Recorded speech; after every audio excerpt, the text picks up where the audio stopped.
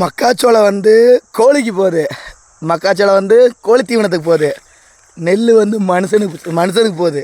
மனுஷன் சாப்பிட்றான். ஆனால் மனுஷன் சாப்பிட்ற பொருள் விலை இல்லை. ஆனால் கோழிக்கு போகிறது சூப்பர் விலை. அதனால் மக்காச்சோளம் போட்டாச்சு. நாங்களாம் அப்படி ரொட்டிட்டு வச்சு நெல்லாக இருந்தாலும் சரி சோளமாக இருந்தாலும் சரி அப்படியே விதைச்சி விட்ருவோம். விதைச்சி விட்டு தன்னால் தண்ணி வாச்சுன்னா வேலை முடிஞ்சிச்சு. மேற்காட்டில் பருத்தி போட்டுருக்குது. பருத்தி கூட நல்ல ரேட்டு. ஆனால் இந்த நெல் மட்டும் நாசமாக போனது, விலையே இல்லை. நான் ஒருத்தர் மட்டும் போய் சண்டை போட்டு என்ன ஆக போகுது? எல்லோரும் சேர மாட்டாங்க. ஒத்துமை இல்லாதனால தான் நெல் விலை இப்படி விற்கிது. என்ன பண்ணுறது? தலையெழுத்து. தண்ணி தன்னால் பாஞ்சிடும் மக்காச்சோளத்துக்கு.